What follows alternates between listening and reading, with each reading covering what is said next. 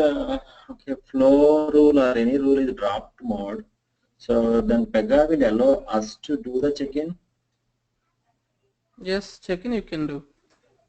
Even in dropped on mode also. Yes, if it is any mode, system won't do about that. You can check in. Oh, we can check in, we can create a wrap, everything. Everything you can do. Oh God. But when you import into production, then it may throw an error. No, it won't throw an error. It won't execute. That's it.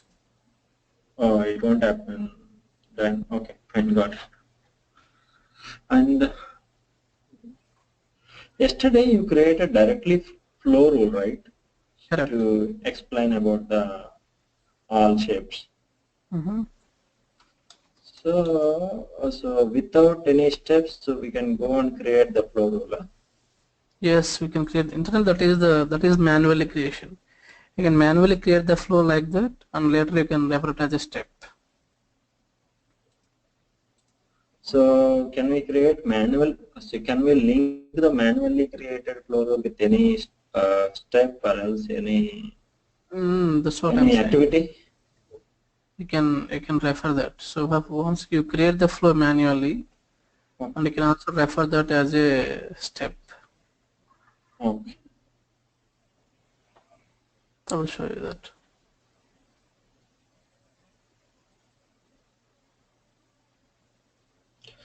Shivash, one more question I have is not related to subject, it's a general question. Shivash, see, apart from our training session, I'm practicing that cloud-based things also from Pega Online. So I have to play the architect role in Pega new project. Okay. So I told you, right, I have experience, 6 years of experience on BPM. Before that, I have Java J2 experience also. So will it be tougher for me, or else can I manage it? Architects role. I don't know what are the functionalities exactly at that level. So is it like designing the applications, or what type of functionalities you will perform? they already developed the application. It's kind of a finance and banking application. So I think we may have to introduce the new enhancements. May have to manage the existing application. Then what are the new enhancements which is coming to the picture? We have to design and it. So most of the LSA roles are playing by Pega people there. We may get a next role, maybe senior system architect kind of role, but almost equivalent to the design and such kind of thing. Okay. I have to closely work with LBA. One lead business architect is there. Me and so that guy has to maybe complete the new project. Requirement or something. So maybe you analyze where it fits. I think it's a typical errors can be managed with these all practicals and whatever experience. For that you need some real-time experience. Okay. But you can manage. The first 2 to 3 months will be critical, then later you can manage. It's not like, okay.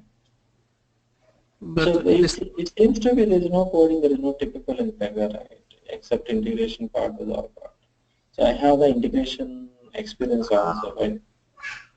SAP also have that. Where is the typical part in Pega? Can you tell me? Then I'll focus on that. Typical part would be this case management securities. Okay. So I think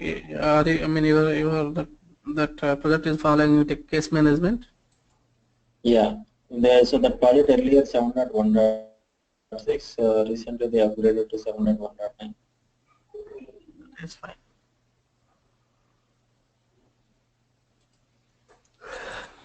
Okay, case management, in the reporting, those kind of those things are the dry areas on the integration. And so straightforward. do that. Security means anyway they will integrate with LDAP and these all things, right? So They already apart, might be configured. they There is a might have already see already existing project. They might have done those all single sign-on activities very correct. long back. Yeah, now we may have to handle for new workflows or else existing workflows enhancements. Right. Workflows. Yeah, that's true. Mm. Yeah, tell me the gray areas where we have to see, okay, practice a lot, then I'll look into myself as well. I mean, you may look into integrations and Okay, into database as well as data okay, integration. I mean, okay, do we need to new table for any new okay, requirement? Do we need to use existing requirements? Understand the data model basically. okay, So if you want to, let's say, new requirement came, and okay, you want to, I mean, suggest like where it is going to be, like in which class it may be good. So for that you need to analyze the data model. okay, You need to know the business, mm, and like based on that you need to decide. Yes, difficult. I mean, there won't be any dry areas, but deciding the where it goes, like in good data layer or integration layer, and which class it goes to, so that thing will be somewhat critical. So for that, you need to understand the existing data model, how it is mm. behaving, where it is going, what, and based on that, you need to decide. Okay, first, so you are suggesting first I have to understand the existing data models, existing what is that, organization classes or application classes, and the Mm. existing tools. So okay. Okay, so finally it may take 1 month or 2 months to set it into Yeah, definitely. that landscape, right? Mm-hmm. Okay, fine. Yeah, thanks, Subhash.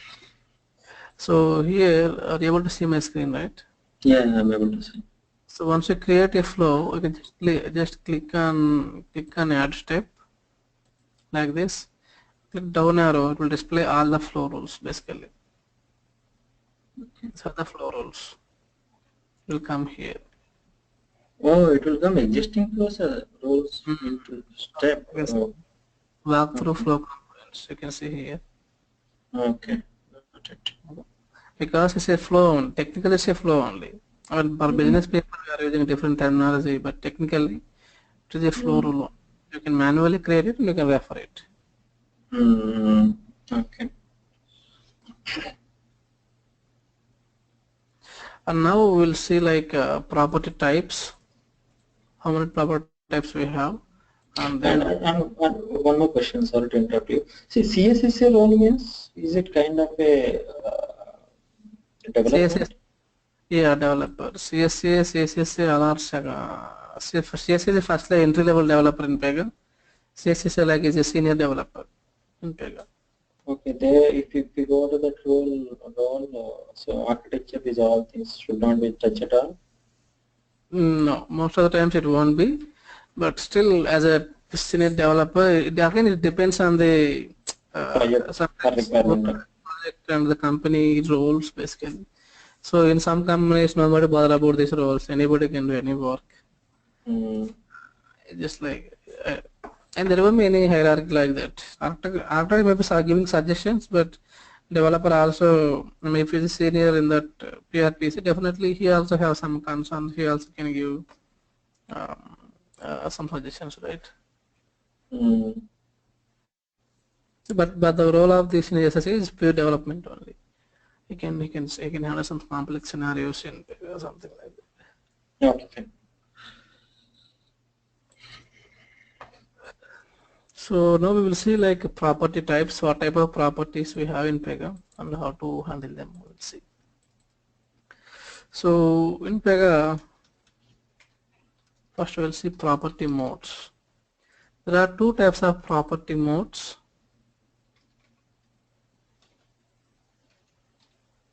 So property is nothing but a rule. It's also a rule which will be useful to hold the data. So one property customer may be customer name, customer ID, age. So these are the properties which hold some data for the processing. So for handle that, in Pega we have different types of modes. We will see one by one. So property, we have two types of property modes. One is value mode and page mode. First thing is you have two types of modes. One is property value mode and page mode. And again in each mode we have three types of properties like single value, value list,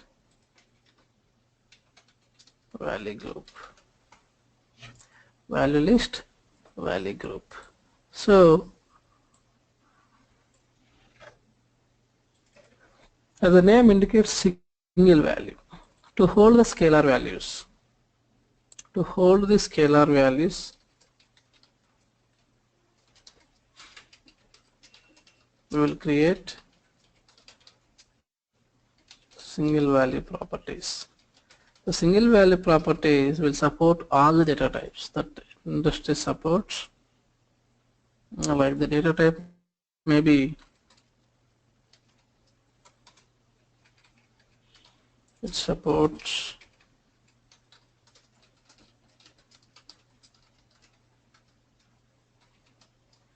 maybe text, it may be integer, it may be decimal, it may be date, etc. So for example, if you see customer name is a property, so customer name will hold, it's case of a text property to hold the string data, so it is a text. If you take a age, it will hold integer data, it's an integer. If you take a salary, it is a decimal, it will store the decimal data, so we can make it the decimal data type. So if the property is holding a single data, scalar values, all these are scalar values, it's not a complex structure. All these are scalar values, and then and once if you want to store the scalar values, you can go for single value. You select the single value, and then based on the type of the data you are storing into the property, you need to decide the data type. That is the single value. Now value list. The value list is a collection of single values, whereas the definition will be like this. It's a ordered list of single values. Ordered list of single values only. It's a collection of single values only, but we need to maintain the index. So it is equivalent to the array of the other technologies. In Java object-oriented programming, we have array which contains the same type of data. So here also same thing. So let's say I want to, if I define a project property role as, if I define a property name, let's say roles list as a value list. If I define it like this, the syntax will be like this: a roles list of 1. So this text property only can make it as a value list, and then the data type is text. That means that it can store multiple values of roles list. How can we store? You can by using the index number. So let's say this is one value, roles 1 is 1, and roles 2 is roles list of 2. Like that, you can go for any level. What is it called? Ordered list of single values, because we need to maintain the order. So without giving, without storing the value in 1, you cannot store the value in 2. So this is equivalent to the array in traditional programming languages. Array is a collection of same data type properties. Here also same thing. So it is a collection of single values, but see, we are maintaining order. That is why we call it as an ordered list of single values. And then value group. So value group is also a collection of single values, but here this is a unordered list of single values. Unordered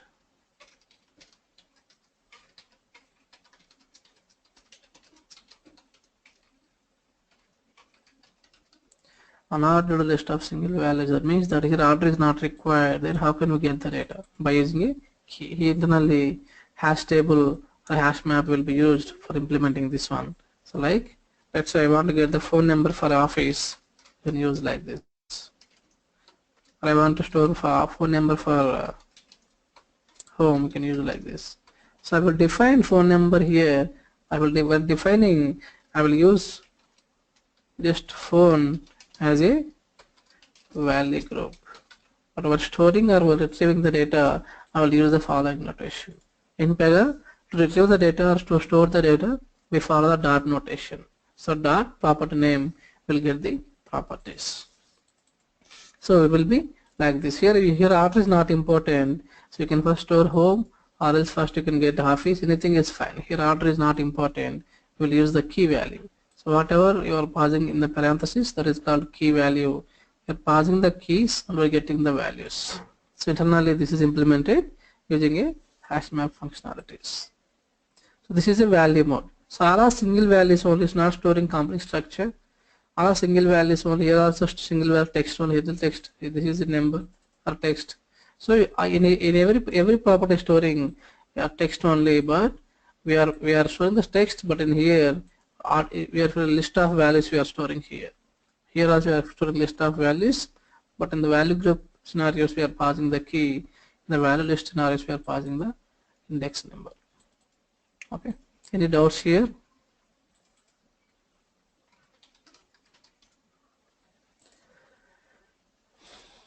Yeah, in the page mode also we have same type of things like single page, page list, page group. Single page. So what is a page? First of all, a page represents an object. A page represents an object. So we know every class will have object. Let's say I have address class like this. I have address class which contains certain properties definitely. For address class, address line 1 will be there, address 2 will be there, address line 2, city may be there, zip, city, state, zip. So these are the attributes of a class. The attributes of a class. So if I want to, so this is the address, I can create an object of this class. The object is called a page in the Pega terminology. We don't use the terminology object. The Pega developer will use like page. Single page means single object. Page list means multiple objects. Page group also multiple objects, but here we pass the index, here we pass the key. Look at the difference. So single page is it's an object. Say object to a class. So let's say I want to store, I want to get a home address. So home address, when I say home address I am defining the property name here. The property name as a home address and the mode is single page, the type is single page. When I ask for the single, when I say something as a page, if you select any page mode, immediately ask for the class name, because it's the object. You need to mention which what type of class it is, what type of object it is. So you need to mention the class name, this one, the class name we have, right? Let's maybe ABC, let's say DF and an address. So you need to mention the complete class name of address, and then it becomes a home address will become the object of this one. So because here while retrieving the data you need to follow the, so generally it will be a collection of, basically it's a collection of home address also contains the same properties. So this object can contain all the properties. That is again saying that in definition wise it's a collection of scalar values only again. But the notation will be like this: home address, page name, and then property name, address 1 will be like this. Page name, I mean object name, dot address, dot page name, and dot property name. So you need to follow this notation. Here in the page list is a collection of single pages. It's a collection of single pages. The definition will be same like this: ordered list of single pages. So single page nothing but objects. Single list of single pages means it's a collection of objects. So here, let's say you want to capture the customer details, like multiple customer details, or you want to display, you want to capture. So when I say customer, again it's having some details: customer ID, name may be there, the email address may be there. So different addresses will be, different properties will be there for the customer again. When I say customer address, so you need to go for, you define, let's say if the property name is customer list, it is of type page list, and you need to mention the class name. Obviously it will ask for the class, you need to mention the class name. So while retrieving or while saving the data, you need to follow this notation: customer list, that is property name, dot, again ID. This is the first customer details. If you give a number 2 as an index, that is the second number details. So you need to follow the index here. That is the page list. Here we are just following the scalar values. Here we are following the a class, a list of objects. Page group is also a list of objects, but the difference here is it is a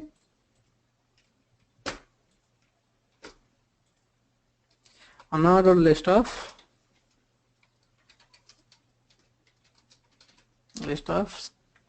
single pages.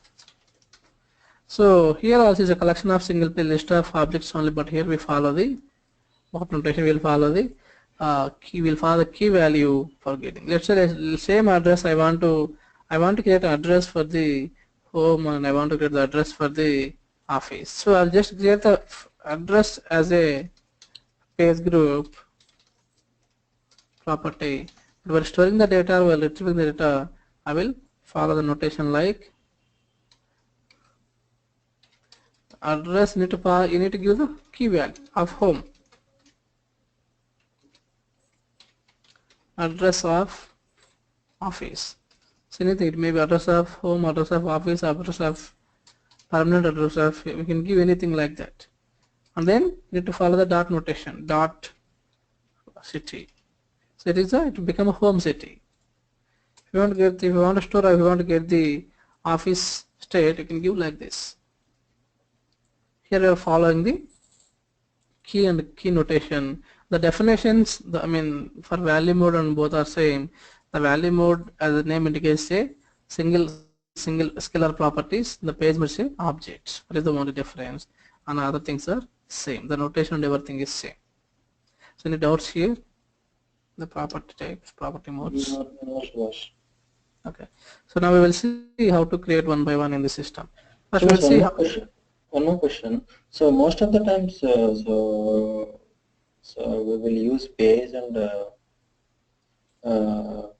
page group. It's not like most of the times we will use single page and then single value page list. Value list, value group, page group is very rarely used. Okay. Yes. Single page and single page, where single value, single page list are very rarely used. Anyway, we will see that one. Okay. Now we'll start with scalar values. How to add the scalar values? How to add the scalar values to the system we'll use.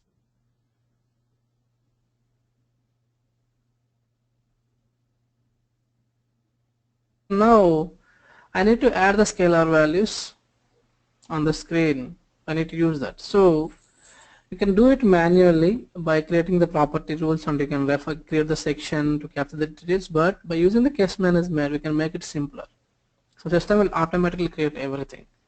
So to create the UI, so you want to display some properties on the UI. You want to display some properties on the UI. So what you can do, you can just wherever you want to add, like it may be what we call, it may be any step, and you just go to that particular step. Let's say the product claim, the validate warranty, Okay, we want to add some properties. So we are talking about scalar values here. I want to collect purchase date, that invoice. I mean, when the item is purchased, the product is purchased, and the warranty type I want to add. So these two properties hold the scalar data on a single value only. Purchase date is a date property, and say warranty type is also a text kind of thing. So I can add that directly by using the case management capabilities. What I can do, you can just go to configure form. Okay, what is only for single steps you can add from the only for single step process only we can directly configure the UI from the case designer. For a multi-step you need to manually do that. So this is a multi-step process, so we can do it later, or else what you can do for now is I will make this as a single step process. I think it won't work out already.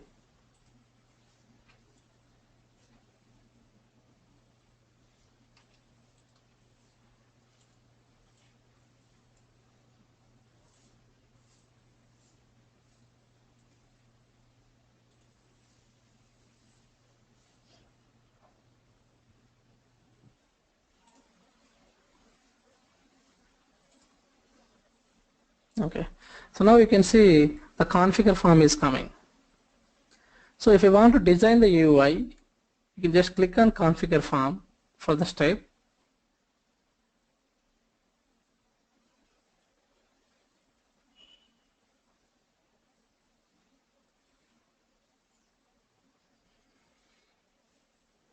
Then you can see what type of properties you want to display on the UI, just add them.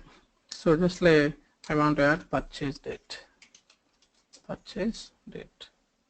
and then by default text will come, but this is a you can see single value. You can see single value. In the single value you have different types of data types. Single value is a property type. These are the data types. In the single, this is single value only. In the single value, this is a date, or else it's a date time. Let's say a date time property, and then I want to add warranty type. What type of warranty it is? This text property you can go ahead and like this. But here I am not doing anything, just I am writing some fields which are required, which I want to display on the UI, on the form. Just click submit. So but here by using the case designer, the benefit here is system will taking care of everything, like creating the properties internally and then creating the necessary rules like section and display, so that they display on the UI. You can see, let me add the properties here, and this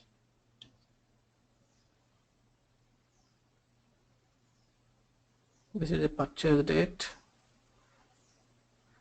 Yeah, this is for this step. So let me add single properties, scalar properties, the schedule appointment. We need to schedule the appointment with the technician. So I need to give the technician name and the appointment date. So I want to add those two properties. So let me add that using the case designer.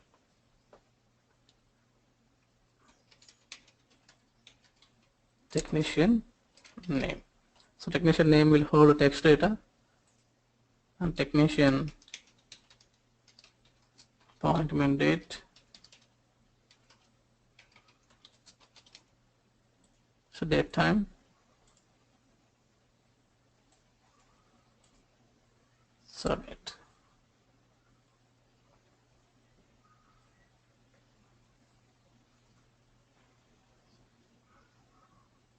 So and then process feedback. Once he gives that, once he verify that product, you need to give feedback. The feedback also will be in text format only. You need to give his comments. So comments is nothing but a text only. And what is the feedback? Feedback is also text. Whether the issue is fixed or we need to go for a replacement. So we will give that feedback. So here also we can go for scalar values. Like can give like feedback, technician feedback.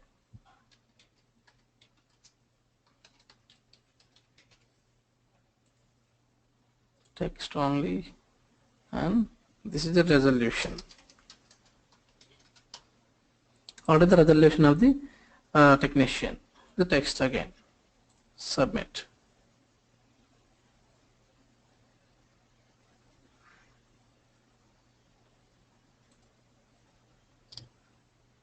I have a question here, Subhash. Yeah.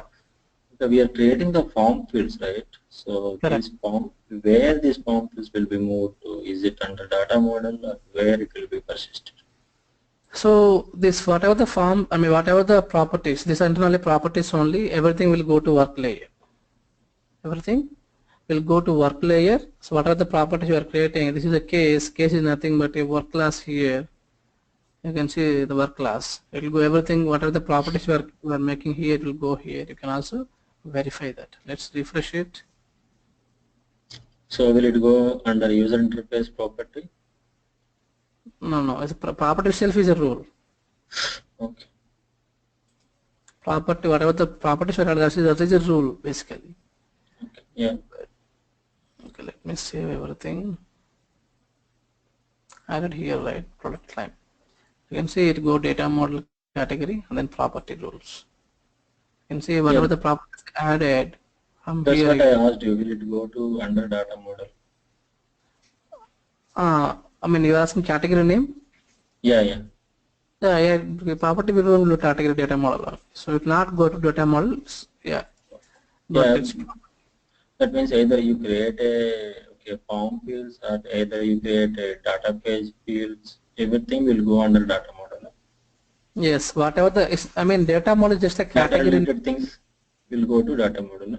Yes, it's just like category. As I said, everything is categorized here. I mean, some roles are categorized here. Data pages, data properties, field values, other things are there. All the things will go to data model category. Okay. Now, if you run that same case now, if you run this, you can see I didn't do anything manually. I just added some fields on the form, but you can see system will display all the necessary UI as well. So I added in the second screen, I guess. Let's go there.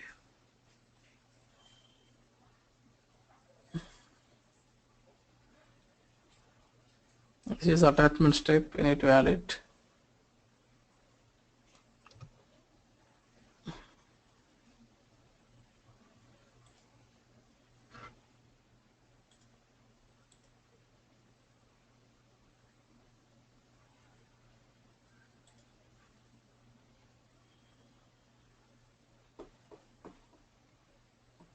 So attachment step means, so we have no need to store that attachment in any of the file system.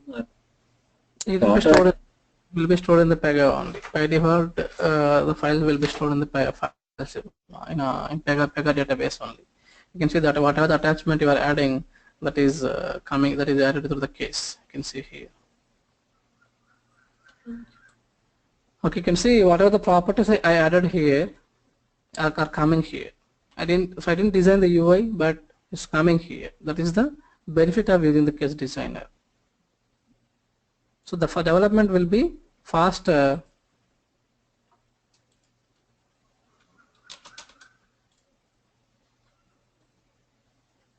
You can see technician name added.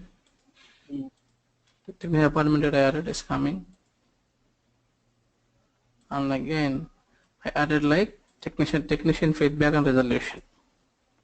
So whatever the properties or fields I added on the form, so internally system is creating the property rules, and then system is also configuring the UI rule called section. Section is the UI rule to design the UI section. The system is automatically creating that one. If you want to verify, you can go to user interface, category, and then you can see section. So you can see section is created. System is creating these sections. I didn't create it manually. So within 2 minutes time I created all these rules, but if you want to do it manually, it will take at least 30 to 35 minutes. So that means the development will be faster by using the case management. Internally it will create the rules only, but system is automatically creating the rules. Of course, once you create it, if you want to modify, you can modify it. So anyway, we'll see sections later. For now, so let's say the technician feedback or resolution. So if you give the free form text like this, so this is a free form text. You can give anything. There is no restriction. But I want to restrict the user to select from the list of values. I want to restrict the technician. I want to restrict the technician to a limit or to select from the list of values. I will provide some list of values. You need to select from that. Okay. To do that one, so you need to do some more configuration. What is called controlling. Let me give some name for that.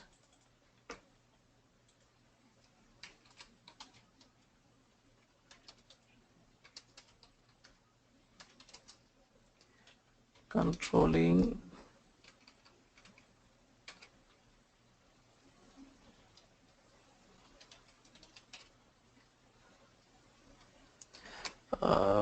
we can say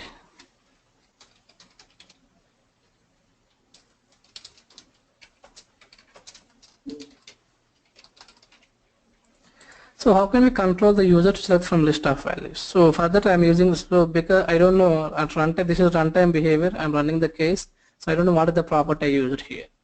So here we start using the debugging tool live UI. So live UI will be helpful to identify the actual UI rules. So here I am using property rule resolution, and here I am using, you can see text in, this is a text input property on technician feedback. And you can also see full information. Click on I, you can see this is in the section process feedback. So I need to make this, so my requirement here, I need to convert into drop down so that the user can select, you will select the from drop down. Instead of giving the free form text, I can convert into drop down so that I can restrict the user to select from the list of values. You cannot give other than that value, other than from the list of values. There is no option for him. So if I want to restrict the user, I need to go for list based controls. So this is a text input control. I need to go for list based control here. So now for that I need to first do, I need to convert, I need to first add the values. Let's say, let me open the property. This is the property rule system created internally, and here I want to convert into a drop down in the UI. If I convert into drop down, definitely I need to provide the a source for list of values. When I make a gender, I have to give male and a female, where the male and female will come. If I give like if I give as a drop down, and to give some list of values, so where the list of values are coming. So we can also provide list of values on the property form. So but it is recommended if the values are static. If the values are static, you can directly configure those list of values at the property level. So go to this table type. Here table type you have seen, you can see here local list is there, prompt list is there. Let's focus on local list for now. So local list here means you can just enter the values, whatever the value you want to enter, fix the problem. I want to display these two values in the drop down, and then replace product.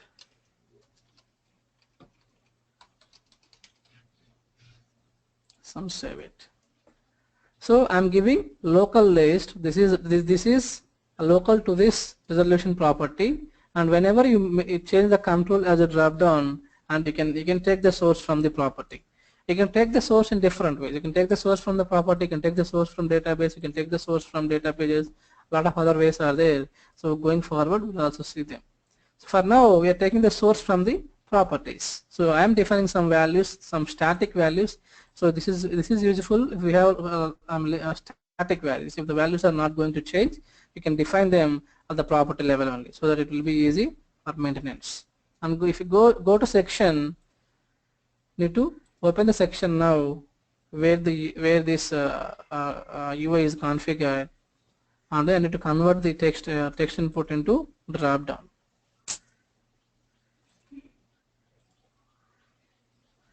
So let's go here, click on I, and then click on process feedback is the section name. You can see section is opening, and here you can see resolution is there. I want to convert the control. So we cannot convert the controls using the case designer. Case designer, based on that, your system will automatically select one default control, and then if you want to do any modification on top of that, you can manually do that. And here I want to make it as a drop down. So you can see here, when I select drop down, the list source is coming. What is the source for the drop down? For now I am selecting as defined on the property. You can see here as defined on the property. Already I defined some values on the property. I am giving instructions to the system saying that take the values from the property form. And then you can also include the placeholder like select doesn't hold any value, just like a placeholder, and then submit. So now you can see this one. This way the system will automatically convert it. Now if you refresh the screen, actions, refresh, you can see now select, fixture of the problem, replace product are coming. So whatever the values I have given in the property form, those values are coming here. So now user cannot go, you cannot select any other value. You need to select only two values. It's not a free form text. So if you want to restrict the user in the the end user perspective, so we can provide a list with based controls. It may be a drop down, it may be radio buttons, it may be any other thing. You can give like that. So here we selected there's a drop down control. Okay, and then this one also I want to convert into text area kind of thing. So because if you text input, I cannot give more data in multiple columns is not possible here. But feedback can be, you can give some a lengthy feedback. In that case, so we need to convert into text area. So let me do that one as well. So this is a text input by default. I want to convert into text area. Change that to text area. And then here by default the label will be taken from the property. So I want to change the label on the UI like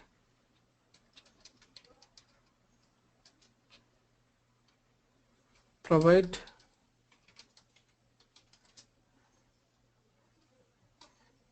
feedback.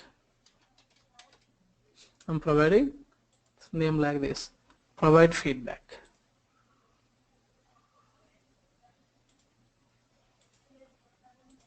Now it will be like this, text area and then resolution.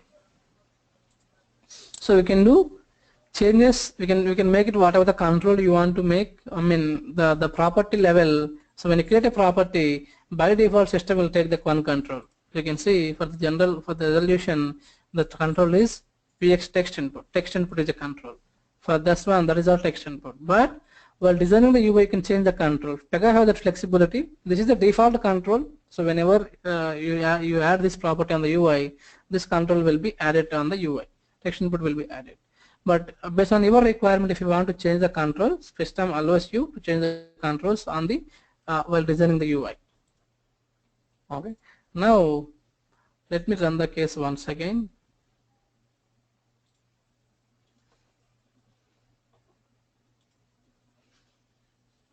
So what I will do for now is I will remove this attach invoice and approve warranty to the next taking more time. So later I will add it again. So when I remove from the step, it's not like removal the flow rule. It's just I am deassociating. So this internally everything is a flow rule, right? As I said, everything is a flow rule. So when you remove the step, it doesn't mean that you are remove the internal flow rule. You are just deassociating. The flow rule still will be available. It won't go anywhere. So you can see approve warranty is still there, attached invoice is still there. I'm just deassociated from the case, but the flow rule is still available. Later I will add them. So that I can quickly run this case. Suppose if you want to permanently delete it, you can open the flow rule and you can delete option will there. okay. Maybe it is applicable for any rule. Okay, now you can see purchase date is coming. So purchase date, you can see when this is a date time property, that is why it is coming as a date picker control is coming. Because date picker is there, you can select the date picker. If you just need the purchase date, not the time, you can also configure that in the UI. So if you just need the date and if you don't need the time to be displayed, you can also configure that one on the UI. And the warranty type. So warranty type also, I don't want to give this text input. I want to control here also. So here also I want to do the same thing. Go to this property first, open the property. Sorry. First open the property.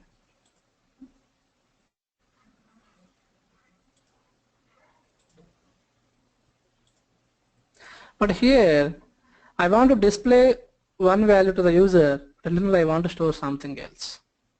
In the local list, whatever the value you are displaying, the same value will be stored in the property. If you fix the problem, the same value will be stored in the property. So, but my requirement is I want to display something to the user, but I want to store something else. In that case, you can go for prompt list. You can go for prompt list. Prompt list will support display something and store something. Standard value is something you will store, or display prompt value is something you will actually display. So let's say here I want to display like, so this is warranty type. So I want to give two warranties. I want to give some proper description here. Standard 1 year warranty. This is like internal. I want to just show the word standard. And here extended. And here I want to give 1 year plus 2 year extension. So I want to display this one, but internally I want to store this value for this property. Now if let me save it, and again I need to convert into, you can select as a drop down or you can select as a radio button, but here I want to go with radio buttons just to showcase different scenarios. Radio buttons here. For radio buttons also need to give the source. What is the source? Again I am taking as different on the property. So select it. Now you can see in the design time itself it is coming. Even runtime also the same thing will come. See, want to type standard 1 year plus 2 year extension. But when I select the value internally, this value will be stored. The standard value will be stored if you select the first option. This is like this is equivalent to the select control in the HTML. So if you remember HTML, in HTML we will use like select. Will give some ID and value, and then the ID will be stored. ID will be stored in the property and value will be displayed on the UI. It is the same thing. Okay, so this is like how can we convert controls and we can make them like this. So this is about single properties, single scalar properties, and I added scalar properties wherever applicable, and then in remaining screens some other properties will come. So tomorrow we will see like single properties, single page property. These are the scenarios where we can add in this use case scalar properties. Remaining things are maybe a single page. Here we will use single page. Here we will use page list, and in other case in the product list, here also we will use single page only. The validate warranty already we have seen, schedule appointment we have seen. Here also a single page. Here also single page. Everything is most of the times are single page or page list we will use. Okay, so from going forward, so you can also start practicing this one, because we'll build logic going one by one. So sure, you can start working on that. So first add the single properties. So then tomorrow we'll discuss like page properties, and then we will wait for page list properties, and we will also see. Based on if there is general, I want to go with the sequential execution, because there is a lot of correlation between the rules. I cannot go for validation without adding the UI. okay. So if I want to do I want to discuss the validation rules, first I need to design the UI. Then only I can validate the things, right? So I will go in that sequence, and then I will discuss once we discuss like a page, single page, and how to add the page list on the single. Once I discuss the single pages, and then I will discuss about sections. How can we? What are the different capabilities we have in a section, how can we make more UI, more attractive UI? We have a lot of things in the sections, but system is using only limited capabilities. But if you want to do it, if you want to leverage advanced capabilities, you need to do it manually. So by using Case Designer, you cannot design a flexible or a robust UI. It just creates some sample, I mean a initial draft version kind of thing, initial a easy UI. But if you want to get some robust UI, you need definitely you need to modify it manually only. Modify manually means do we have to do it from the designer canvas, or else do we have to write any HTML5 code or something? Manually means, when I say manually, instead of Case Designer. Okay. And one more question I have, Subhash. So while loading the page, if you wanted to if you wanted to apply some behavior like this radio button should be by default selected. So for this user, so where we have to apply such logic? That we need to do that is common to business logic, or else here also you can apply. So you can do in multiple ways. You can say, you are saying the default selection will be there, right? Mm-hmm. So you can do that here, the property settings. So where is process feedback, validate warranty. So let's say this is a warranty type, right? This is a warranty type. So you want to select, you can see the default value is there here. Mm-hmm. By using this way, you can configure default value. You can give some default value here. This is external is a default value. Mm-hmm. You extend it so that the second value will be selected by default. Now if you run the case, you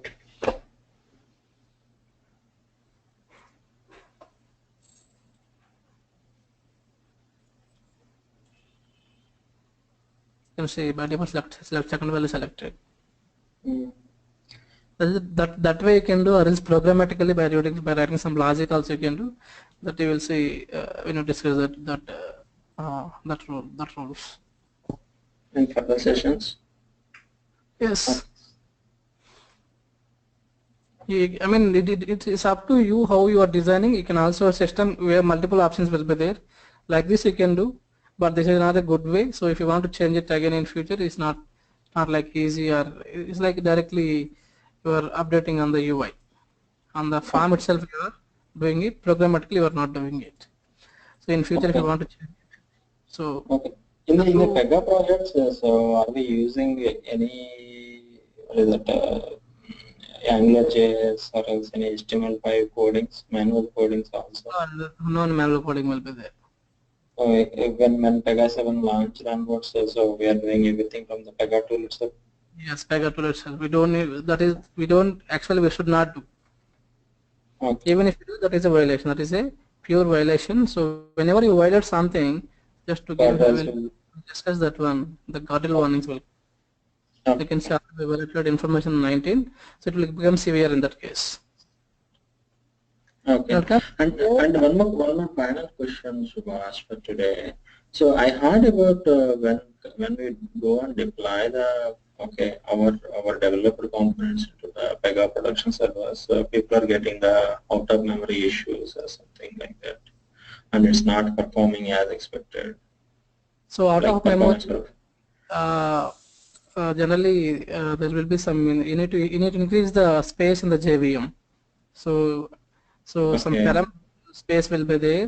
You can increase the space. Sometimes what happens is, if you have more data, if there is no space sufficient, I mean server needs to load the data from the different sources, right? So it should be capable to hold all the data, because internally clipboard is maintained. Clipboard is nothing but a memory. We should have sufficient space to hold that entire data. So based on that, you need to increase the heap size. So you need to increase the heap size in the JVM. I mean, if you have system administrators, you can ask them to increase the heap size so that the out of memory issue will be gone. That will be taken care by admin, right? Pega admin person, system right? administrator, yes. Okay. And okay, Pega administrator will take care of that. So if you don't follow some best practices also, so then it may create multiple objects in memory that also will cause out of memories. Yes, that is also true. If you don't follow best practices, I mean, performance also will sometimes will be reduced. So that is why Pega recommends use the best practices. If you have any severe warnings, generally a system will give some score for your project. Okay. This is called compliance score. Mm. If you go there, this is the score. This is the indication. This is the statistics of how many. If you create 100 rules, out of 100 rules, how many rules you are following best practices. Okay. This compliance score can we get application wise or else? This is application wise only. This is for application. Okay. So for each application, the compliance score will be the compliance indicates that how much compliant you are with the best practices. Okay. So right now in this application we are following 89, so it should be more than 90. So generally while moving the code to production it should be more than 90, but I can see is people will compromise on that. So it's up to the client, right? Sometimes Pega won't accept. If you ask Pega people, Pega company, they won't accept if it is less than 90. But what they will do, they want to achieve something. They don't bother about whether you are using Pega or you are using some other AngularJS or HTML. So that is why some companies still having 60. 60 is a very poor score.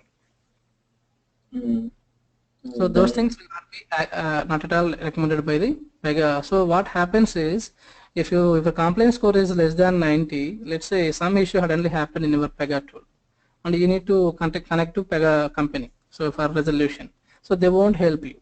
They simply reject your request saying that you are not at all following the best practices. We don't help you.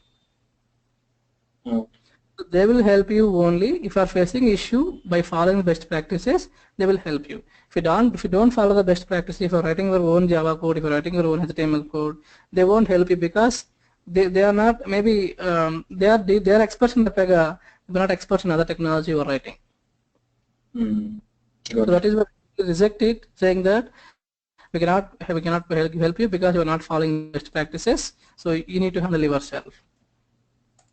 So that is why it is always recommended to follow the best practices. And so as a Pega recommendation, the compliance score is 90.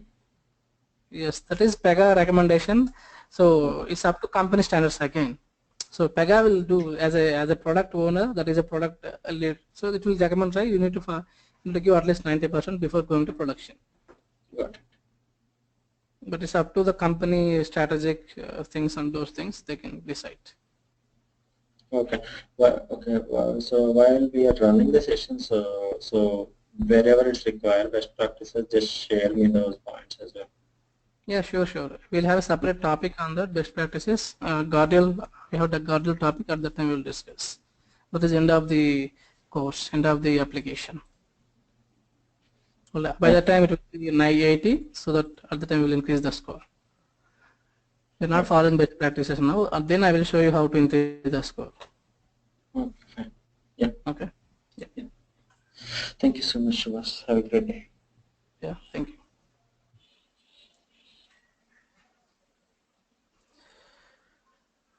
Hi Snehal, let me, we are closing the session now. Please rejoin once again.